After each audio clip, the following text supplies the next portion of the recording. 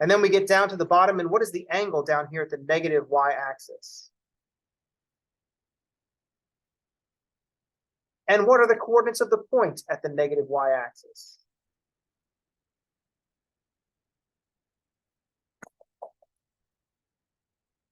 Now we're going from the bottom back up to the middle. So we're here at the 270. Then we're going to go to 60, 45, and 30 in quadrant 4.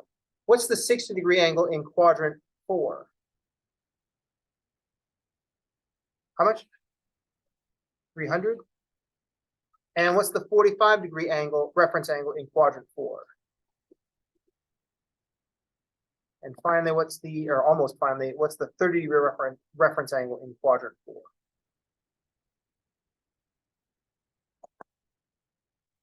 Then we're back at 0, which is also 360.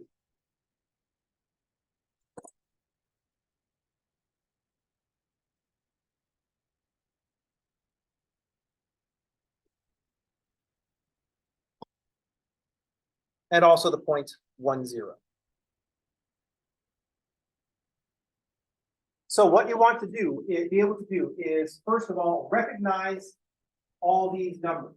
0, 30, 45, 60, 90, 120, 135, 150, 180, 210, 225, 240, 270, 300, 350, 330, and 360.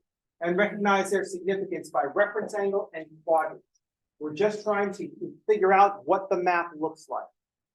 We're just looking for patterns and characteristics of the map so we can learn our way around this unit circle. So if I say something like 30 degrees in quadrant 3, you know I'm talking about a 210-degree angle. If I refer to a 315-degree angle, you know we're talking about 45-degree reference angle in quadrant 4. Say 120 degrees, you know we're talking about a 60-degree reference angle in quadrant 2. If I say 270 degrees, you know that's the quadrant angle at the negative y-axis. How's everybody, okay? So you have until now to have this memorized. I'm sorry, I said you don't have to memorize it. You just have to remember it. It's like a times table. You just have to remember it. Although I'm not going to do one of those like times table things where you have to fill the paper out in like a minute. That's just like, I think I don't do those to my students because I didn't like those when I was a student. And I'm going to break the cycle of trauma. So everybody know what I'm talking about? Did you call them mad minutes? Where you had like a piece of paper, it had like 1,000 problems on it, and it was all like just random multiplication problems. And you just had to fill out as many as you could. And I could fill out about 5 before I just panic. I'm like, oh, fuck, I can't do this. And then they're like, all language. Fuck you, you started this. Then I get in trouble. And then I became a math teacher. What the hell? Did I become a math teacher specifically just for the purpose of not doing that to people? Because there's like one math teacher that is not doing that shit. But then I'm not teaching children, so I don't know. And then I ask you to remember this. What we want to do is see the patterns. We're trying to familiarize ourselves with this map, and by looking for patterns, that's going to help us. I've already tried matching the colors, so reds are the 30s are red, 45s are green, and the 60s are blue. So if I ever get one of the colors wrong, just let me know. That's what we call it. You just be like, oh, 45s are green. And the quadrant angle is apparently going to be purple. So we'll do it that way. How's everybody okay?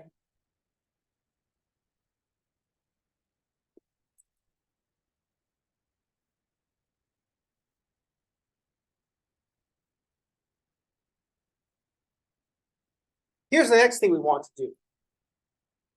We want to find coordinates going around this unit circle for each of these points. It seems like a lot, but a lot of them have a lot in common. Notice that the 30 and the 50 both have the same y coordinate. And also the 330 and the 210 both have the same y coordinate. Also notice that the 30 and the 150 and the 330 and the 210 are all 30-degree reference angles. So there's going to be a lot of similarity in the pattern going around. So now we want coordinates for each of these points.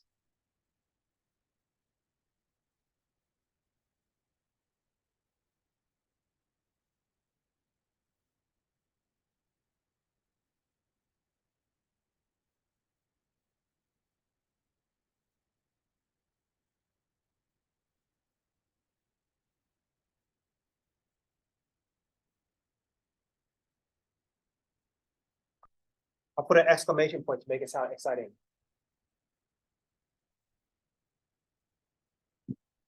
Need some confetti or something. Next, we're going to find coordinates of each of these points. You sound like you're doing a fake excitement.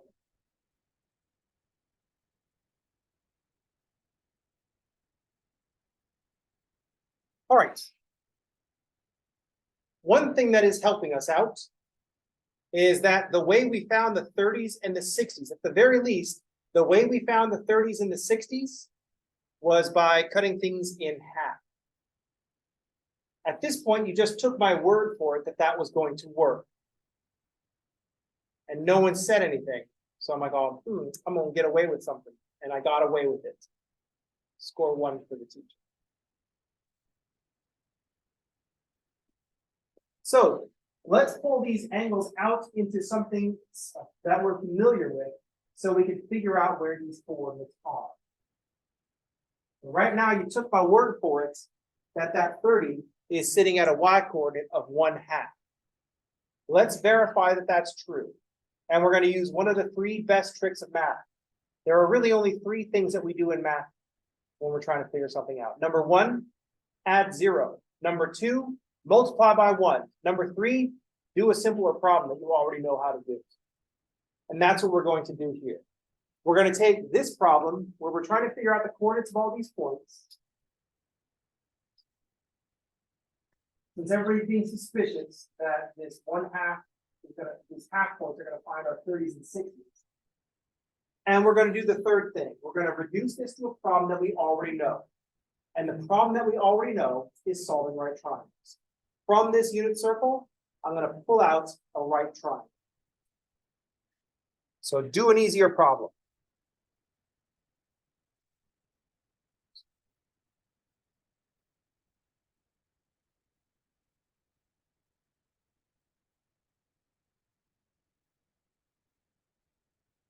Because that's our strategy. When we want to figure out how to do something, take something that we already know how to do. And I know y'all know how to solve right triangles. So I've seen like at least 30% of you have done the quizzes on solving right triangles. Some of you might be ignoring your work. That's okay. I too like to live dangerously. They're like, oh, no. I have access to this assignment until December 8th. I will start on December 7th. Then next semester, when you're taking the class over again, don't do that. Just pointing that out. But at least some of you, I know, we know how to solve a right triangle. The rest of you are just going to take your word for it. But that's what we do. We're going to take our problem that we're trying to solve and solve one that we already know how and see if it matches up. So we're going to find the right triangle. Do an old problem. That's it. Do an old problem.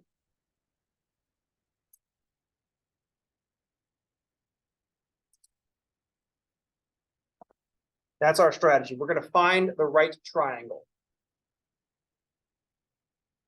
I'm going to start with that 30-degree angle. It's the first one that we come across that we actually get a triangle.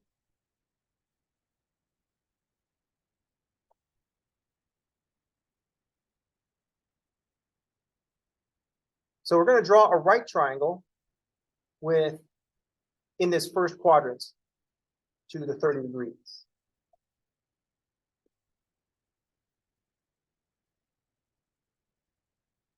So I'm going to have the origin. I'm going to draw a line out to the 30-degree angle.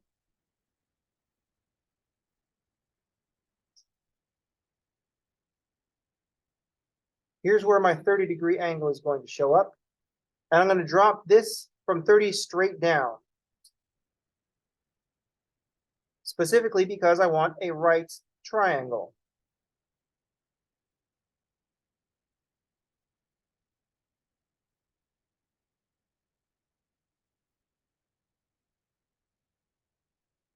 So that is the first right triangle we're going to use.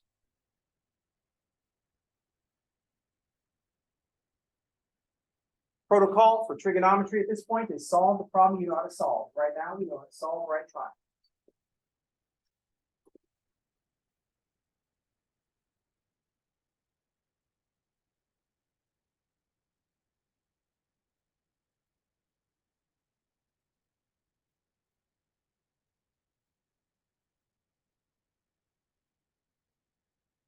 So I'm going to take the hypotenuse at 30 degrees in quadrant 1. For my horizontal, I'm going to use part of the x-axis. I'm going to drop down vertically from the intersection point.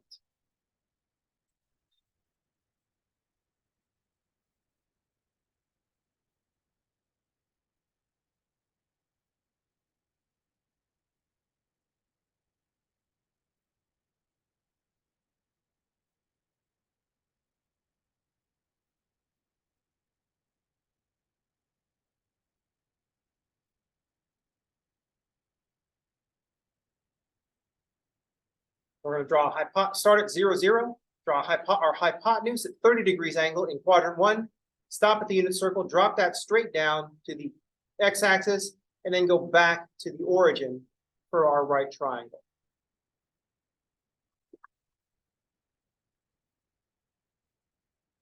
I'm just going to write that down here. So I have this.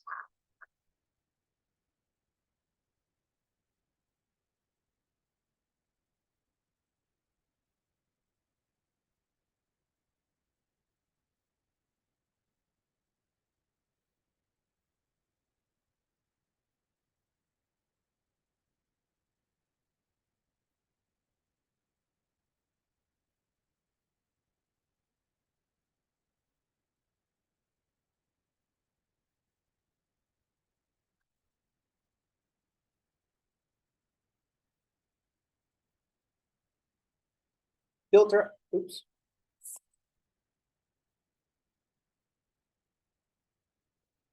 Sorry, we lost visual in the classroom.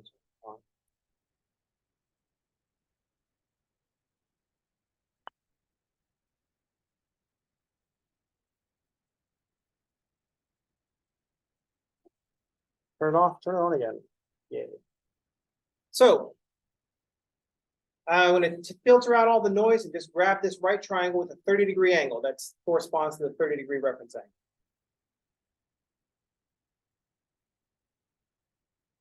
Now I've got, to solve a right triangle, I need 3 pieces of information.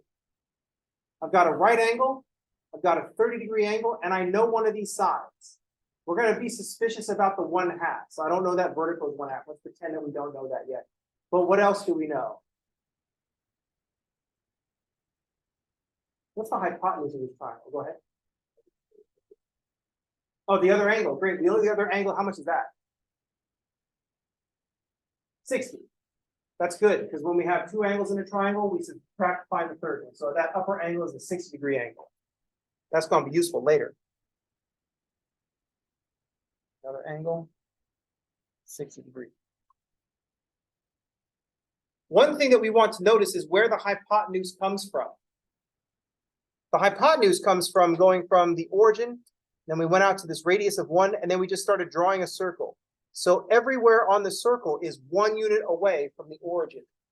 So what that tells us is that in this triangle, the hypotenuse is 1.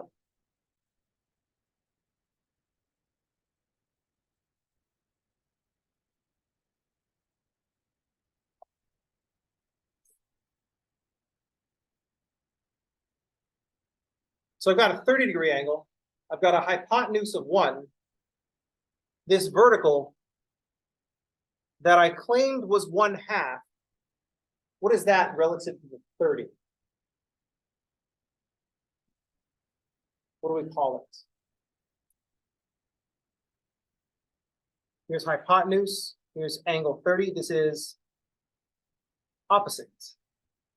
So if I'm looking for opposite, I have hypotenuse and I have 30 degrees. What trig function are we using? Sine. So from here, we can say sine of 30 is opposite over hypotenuse.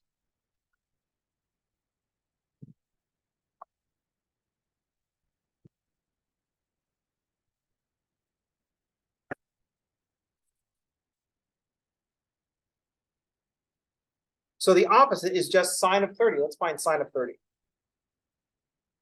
First of all, did I do other stuff? No, we're in degree mode still. And let's just find the sine of 30 degrees.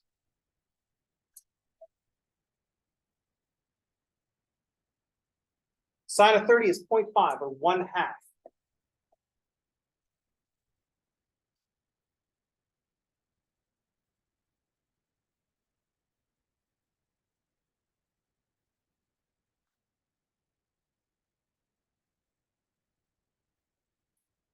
So apparently that was correct. We find that 30-degree angle by going halfway up. We make that opposite equal to 1/2. The hypotenuse is 1, we make the opposite half of that. Now that I've got the hypotenuse and the opposite at 30 degrees and 60 degrees, what can we look for next? What's the only thing that we have left? Adjacent.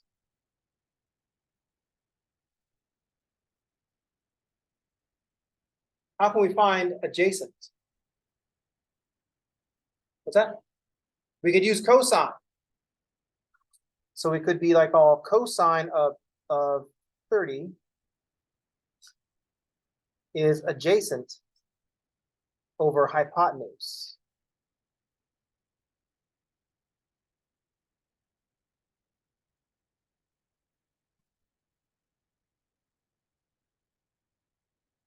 Ooh, that turned out messy, but that's fine. 0.8660. Let's just put that down.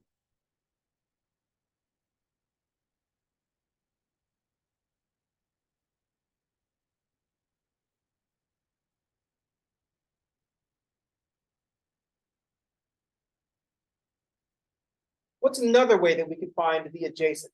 Remember, we have an abundance of ways. So I've got a triangle, I've got 2 of the sides. What can we use to find the third side? Pythagorean theorem. So we could also use tangent, opposite over adjacent. And we could also use the Pythagorean theorem.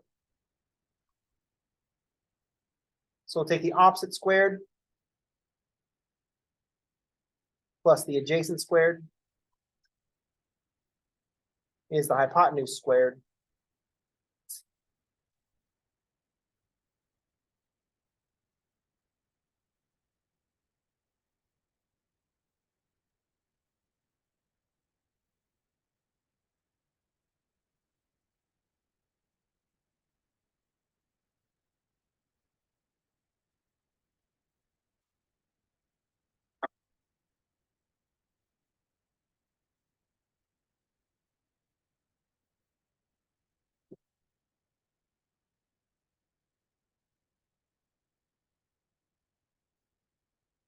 So I'm gonna square everything. I got a 1/4 plus the adjacent side squared is equal to 1 squared, which is 1. So the adjacent side squared is 1 minus 1/4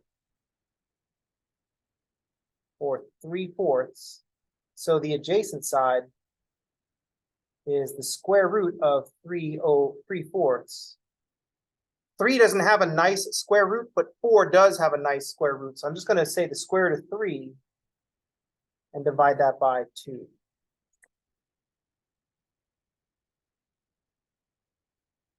Now, if we grab our calculating machines and ask the calculating machine, what is the square root of 3, close parentheses? Oh, I don't need to. Divided by, nope, I need to get out though. Stop. Divided by 2. And that is the 0.8660. So the cosine of 30 is square root of 3 divided by 2, which is the same as the 0.8660 that we had before.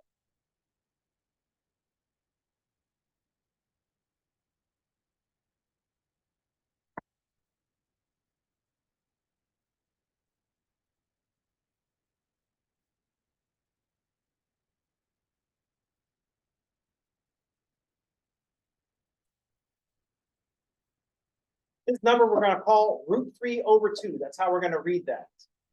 And we're going to understand that the over 2 part is not part of the root. It's not √3/2. It's the √3/2. English is a terrible language for this whole activity.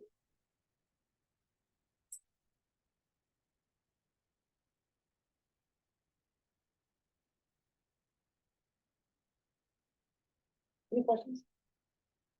That's why we can use math to start fights on the internet.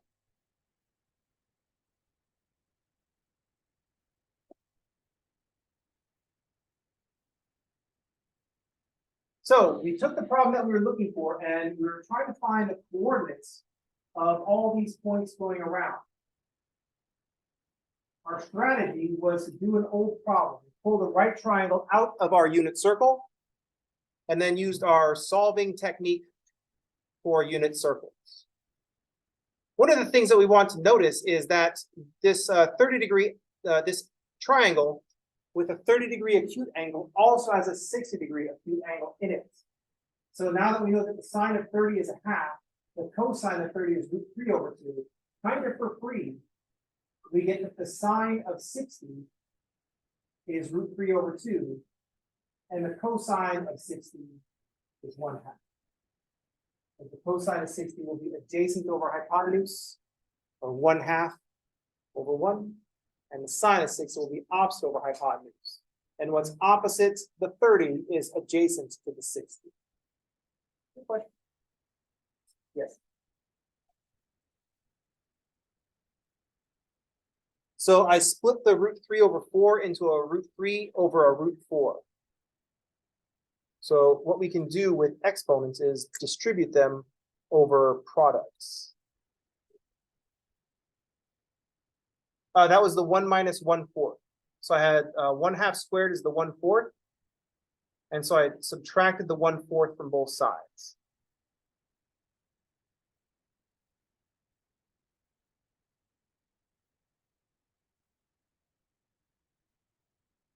So I subtracted 1/4 from both sides. 1 minus 1/4 is 3/4. And then since it's the adjacent side squared is equal to 3/4, the adjacent by itself will be the square root of 3/4. The root 3 over like this. Now we want to simplify that into square root of 3 divided by 2. They're the same number, but this is how we're commonly going to write it. Also, when we find out the sine and cosine of 45 are root 2 over 2, it's going to really fit in well. It'll be like all 1 over 2, root 2 over 2, root 3 over 2. And we're going to have to remember that the decimal equivalent of that is approximately 0.8660. Don't worry, it only seems like a lot to remember because it's a lot to remember. And you have to remember all of it. All the time. In perfect detail. No problem, you got this.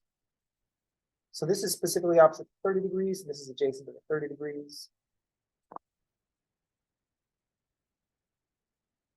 The other detail that we have here is when we have the square root of 3 over 4,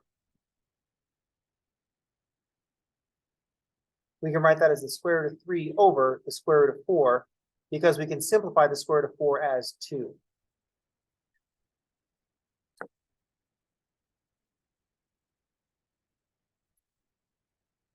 In your algebra class, you were probably told that you're not allowed to have fractions under radicals. That's just not true. We're just trying to make you conform. It's perfectly acceptable to say things like the square root of 3 over 4, but the most common way we say that is root 3 over 2.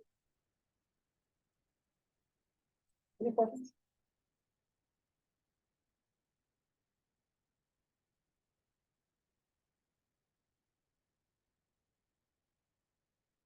Sometimes rules in math class are like rules because no, right? Like 1 divided by 0, undefined, can't be anything. You can't make it anything out of it. But other rules like can't have a square root in the denominator. That's more like a white pants after Labor Day kind of a rule. It's like, oh, no one really knows. You know what I mean? A lot of those are artifacts from when we didn't have calculators. That's what makes it silly, because we do have calculators. That's everybody okay? Everybody looks so happy. Oh, we were enjoying this whole week without math, and now we're back in math. Don't worry, it only goes on for like the next 15 weeks. 14 weeks. It's week 4. Now everyone's like, oh, Leach, you're not helping. It's like from the happiness standpoint, I'm not here to help. I'm only here to help from the math standpoint. That makes you sad sometimes. Let's take a break. Go back and find the other ones.